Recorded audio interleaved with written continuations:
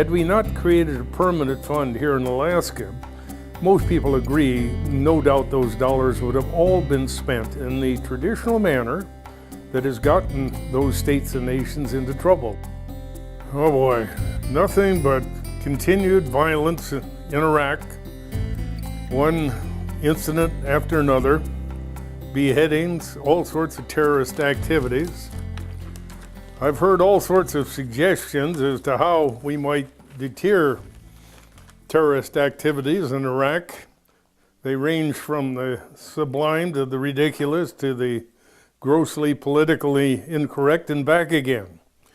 Again, totally politically incorrect and evidence of the frustration and difficulty of coming up with any method and means to effectively offset the terrorism that is going on in that country to date. Said that, it certainly would be far more acceptable than some of the activities that went on in Abu Ghraib and some of the other prison encampments.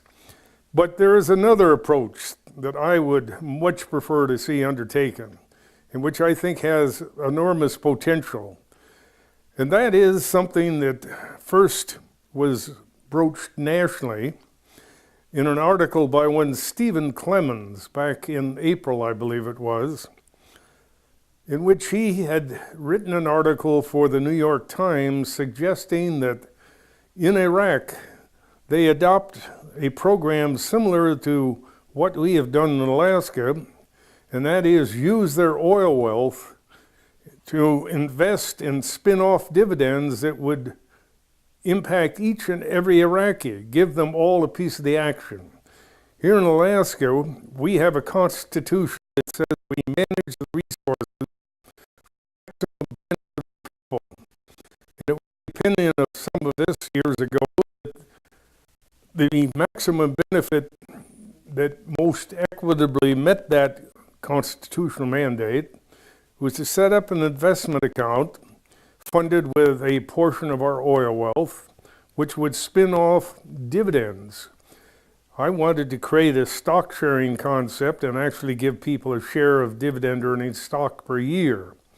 That was changed somewhat from the original intent, but to date we have a program which each year sends a check to each and every Alaskan.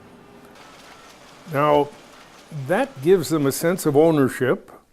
It also inclines them to promote healthy development and to assure that the maximum benefit from that natural resource development is equitably distributed, at least a portion of it, and that each and every citizen sees some piece of the action. Now, why do we feel that that is a more appropriate approach than that utilized by other states and nations that have been blessed or in some instances cursed with what the British economist terms the devil's excrement? They contend that in many instances, states and nations that have had enormous amounts of oil wealth flow through their countries have found themselves worse off than they were before. The reason being that a few people at the top of the heap reap the harvest, and the little guy at the end of the tube sees virtually nothing.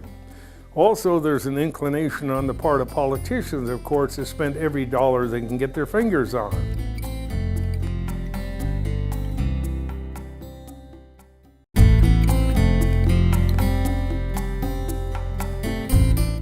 Had we not created a permanent fund here in Alaska, most people agree, no doubt those dollars would have all been spent in the traditional manner that has gotten those states and nations into trouble. That is massive low interest or no interest loans and subsidies and construction of bricks and steel and infrastructure on the presumption it's going to foster healthy economic development.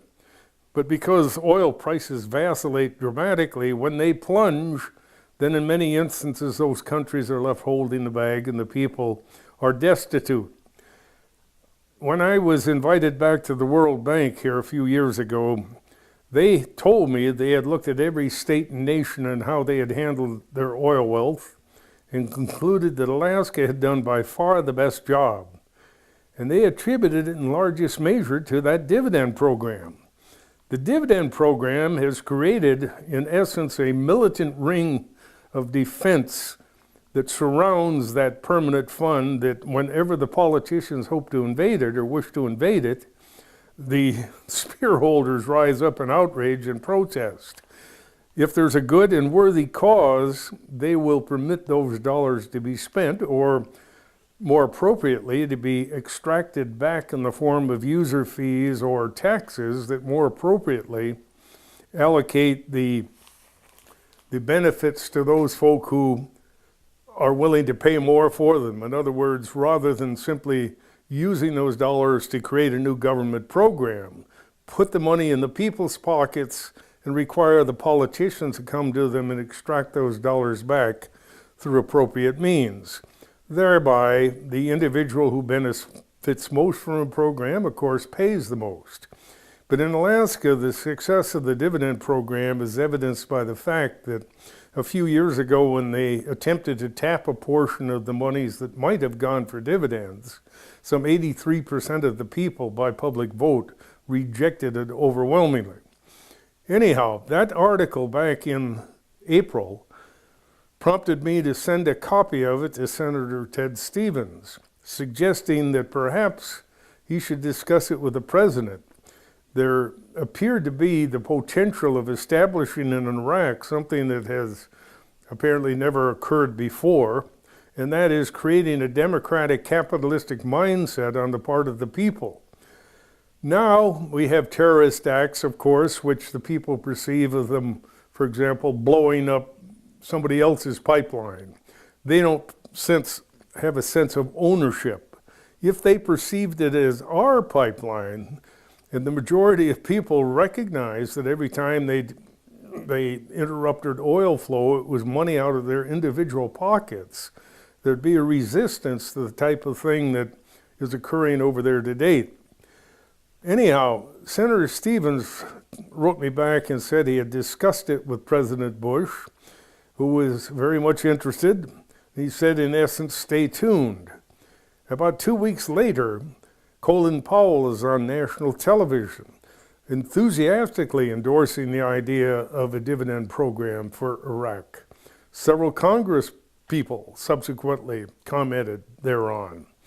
Senator Lisa Murkowski has put in a bill to at least encourage this concept in the form of a resolution in the National Congress. But I was also then, last February, invited to speak to a group, an international congregation in Washington, who is advocating a permanent fund dividend program concept for Iraq. And it was very interesting. By the time the conference was over and people had examined and understood the Alaskan program, several nations and their representatives present indicated they were very much intrigued with the idea and would like to pursue it in their countries. A Brazilian senator by the name of Eduardo Simplici told me that he had read my book in which I outlined the dividend program in Alaska, its origin and its cause and effect. And he was inspired to introduce a legislation in the Brazilian Congress to create a permanent fund, which they did and the governor signed. And he was ecstatic over the results and indicated the Brazilians thought it was the best thing that ever happened to them. By the time that conference ended, they were talking about proposing dividend programs in Iraq, Chad, Bolivia, Venezuela, British Columbia, Greenland, and 2 or 3 other countries. But I have subsequently heard very little about it.